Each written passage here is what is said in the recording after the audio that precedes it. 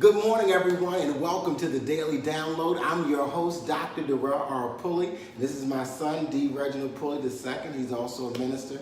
He's going to be sharing with us today, and I welcome you to the Daily Download, where the Lord daily loads us with His benefits. I'm telling you, today is already loaded. It is already jammed and packed with the lessons and blessings of God. And we're so grateful today to be here, to be able to receive all the good that God has for us. My heart and my mind are open to all the good that God has for me. And I'm praying with you today that your heart and your mind are open and receptive to divine, unlimited ideas. Well, happy Friday, everyone. Yes, it is Friday. We have made it through a week, and we are grateful to be here today. We're grateful today. Today is International Women's Day, so we celebrate all women and the contributions that they have made. And in fact, this entire month, the month of March, is Women's Month. So show some love to a woman today. Let women know how much you appreciate them and the significance that they have made in our lives. Well, Darrell is going to read for us. D. Reginald is going to read for us our day. We're on day 6. Yes, we're on day 6, which is the circumcision. We're studying Way Shower, A New View of Jesus, which is my latest publication. If you've not yet got your copy of Way Shower, A New View of Jesus, you can find us on Amazon. They've got electronic copies. They've got books. You can also get it from Barnes & Nobles. Anywhere that books are sold, they will print this book on demand for you. And if you're having any challenge with that, you can just email me at Dr. Pulley, D-O-C-T-O-R, Pulley, Pulley.com, and that same name is for Instagram, for Twitter, for our website, as well as for Facebook, as well as for our YouTube channel. All that you can access using the same name. And so we're grateful for you being with us today. And we're going to read and start off. Yes, I do have my water. I've been drinking my water.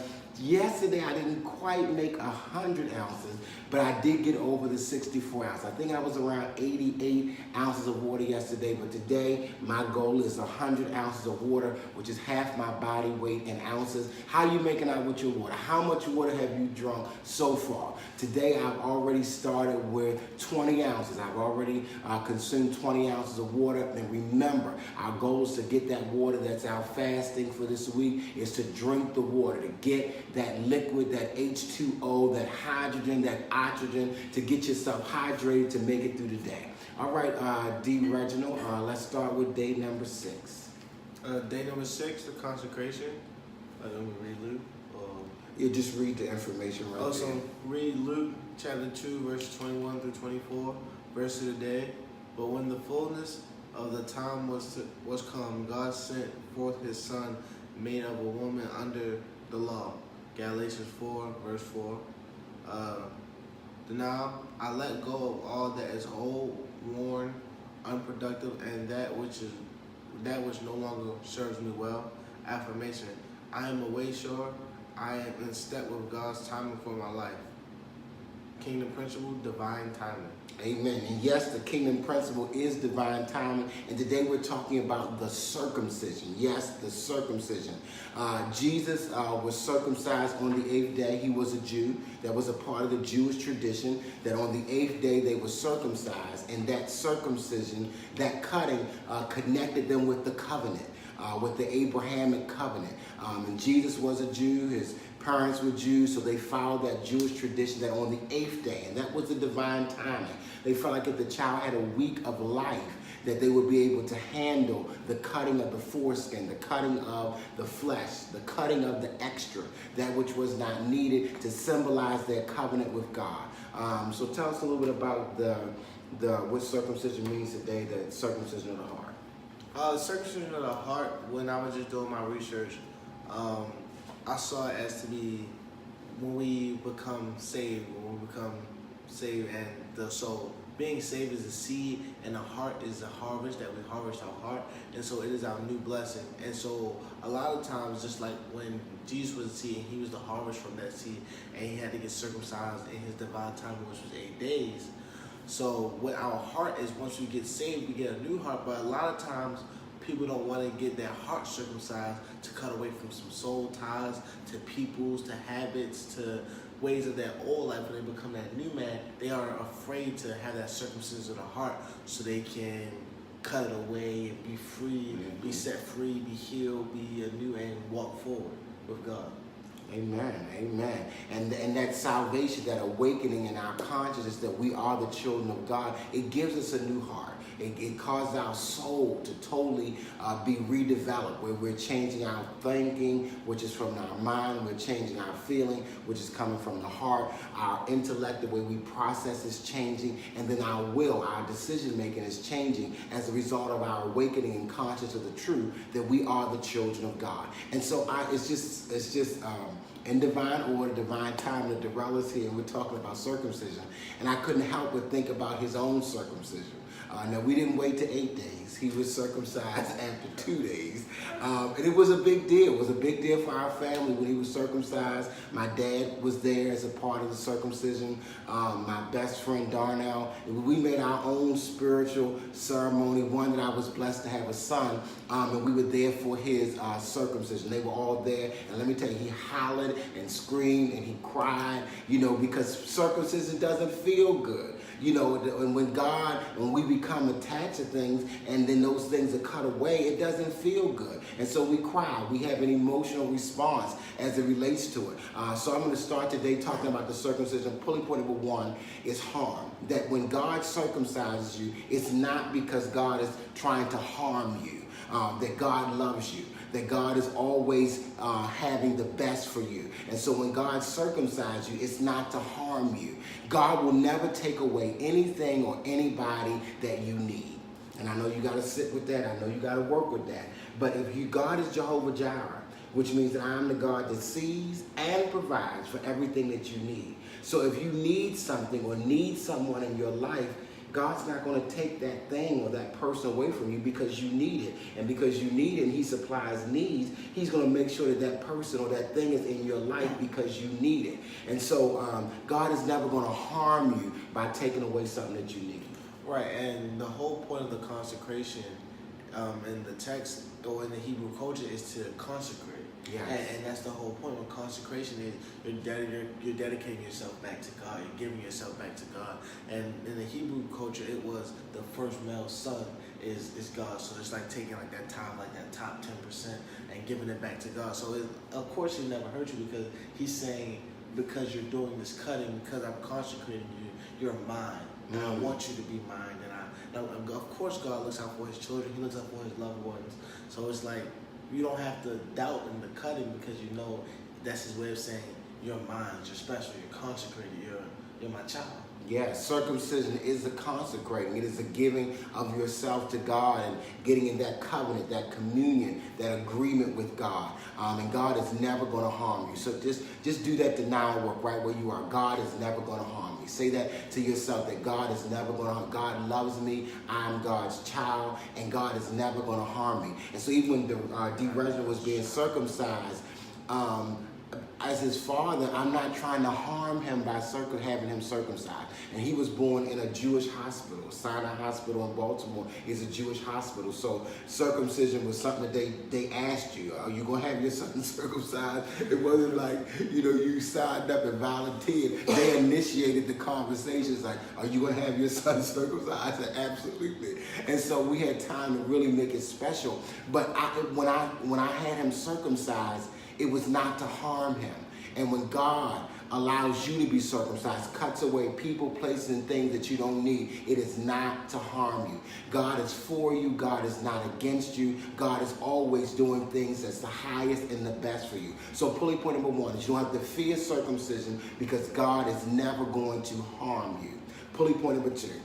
Now, even though God is not going to harm you, circumcision does hurt. That's why he cried like he did when he was circumcised, because it hurt. And when we become attached to people and places and things that don't serve us well, that no longer are for our benefit, that are no longer for our highest good, because we become attached to those things. When those things are cut away from us, it hurts. It's painful. So even though God is not trying to harm us, there will be things that will hurt us. Think about Jesus' crucifixion. It was painful. He was wounded in his hands and pierced in his side and beat with 40 stripes and a crown of 72 thorns. That was a circumcision, a letting go totally of the flesh, that he might be the spiritual being that he is. So even though God is not trying to harm you, I'm not going to play with you, I'm not going to placate you, I'm not going to fool you. Circumcision hurts. When you've been used to drinking and smoking and you let go of it, you may have an adjustment period. When you've been used to sexing and, even with this consecration, with drinking water, you may not be used to drinking water. You might have cut off some of your other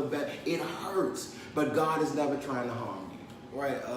That makes me think about like this last semester in college. I had to cut away a lot of attachments I had, because when I'm reaching that higher consciousness, I realized I was overcommitting myself to a lot of things. And I was doing things for the wrong reason, not because God wanted me there, but because I thought I needed to have certain things on my resume. I need to have things that look a certain way, so that when I get to the next place, that I would look good enough for it. And so I had to change that mindset, and some of those things hurt. It hurt me, it hurt the people around me, because I was in organizations and groups. And then I had to cut myself away and say, no, because this is taking away from my time with God. This is taking away from my daily devotional. I'm being overcommitted, and I'm not being able to give myself fully to the things that God wants me to do. And it hurt to cut those things away, because I have been doing them so long. It became a part of what I thought was my identity at the time. And just getting to that higher consciousness, I realized these things aren't who I am. They were just things I was doing. So I needed to cut those things away, because it wasn't what God wanted me to do.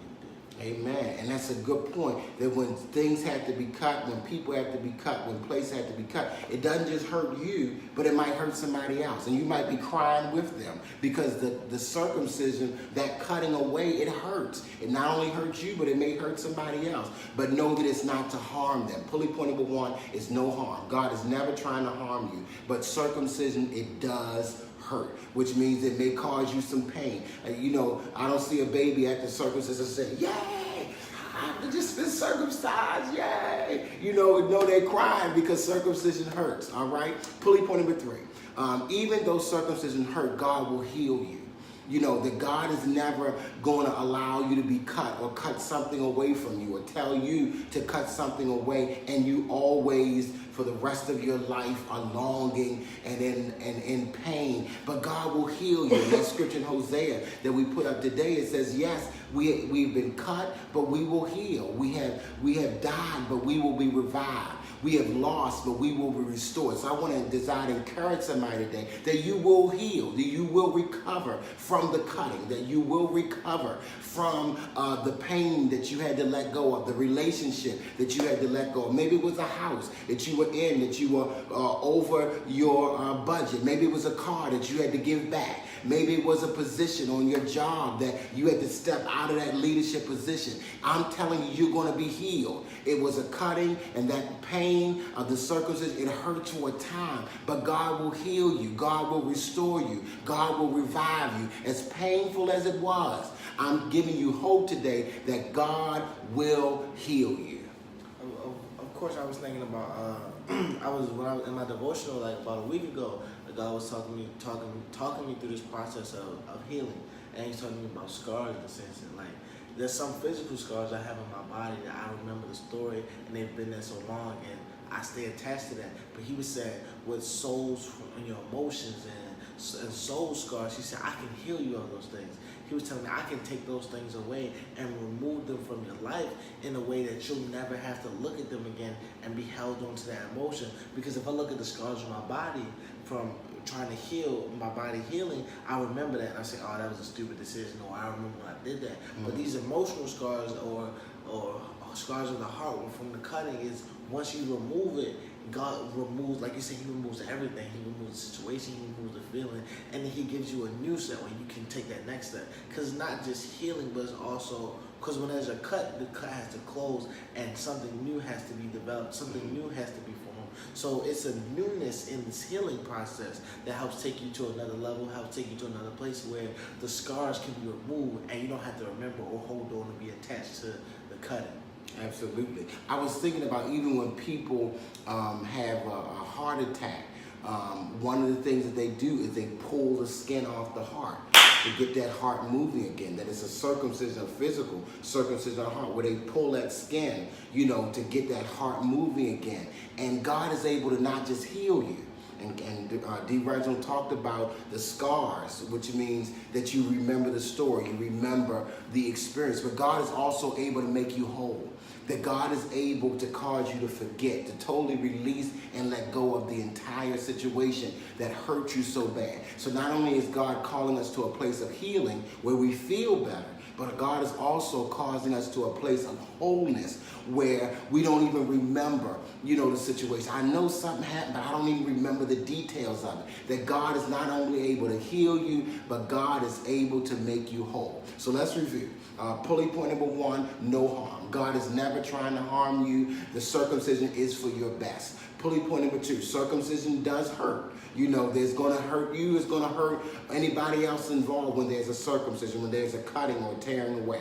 Pulley point number 3 is that God will heal you. And our conclusion today is that God is also able to make you whole as if it had never happened, leaving no scars, leaving no residue, that it is just totally gone. So I'm just so grateful. Thank you so much for being a part of the Daily Download. Thank you so much for engaging my son, Minister D. Reginald, with us this morning. I'm so glad that he's here with us, here with me for his spring break here in Florida. We got big plans this weekend, and we're telling you that the Daily Download continues over this weekend tomorrow on the Kotek page, C-O-T-E-K, on the Kotek page. Bishop Abraham Hector will do day number 7. And then we've got people doing this all across the country. And now I'm finding out people in other countries have also downloaded the book Wayshower, and they're reading it and studying it in other countries. But on Sunday night at 8 o'clock p.m., Andrew Booth, my daughter, will be doing it from New York. Sacred Conversations for Women, Sunday night at 8 o'clock, and she'll start off the week with that. If you're in the Tampa Bay area this weekend, join us at St. Petersburg at Unity Temple of Truth Church Sunday at 10 o'clock. If you're in Tampa, 2 o'clock for today's church. It's going to be a wonderful weekend. If you're not in this area, find some place to go to fellowship where you can continue to get the good news and to learn more about being a wayshower. I love you so much. God bless you. I appreciate you. If you desire to boost this post, sow a seed, meet a need, boost this post. If you desire to get other people to share this on your page. And you can also sow a seed, and we'll boost the post based upon the seeds that you sowed today. I love you. I appreciate you. God bless you. Have a powerful weekend until Monday morning at 6:30 a.m. I don't know what you call them, but I call them Wayshower. Love you. God bless you. Have a positive and productive weekend.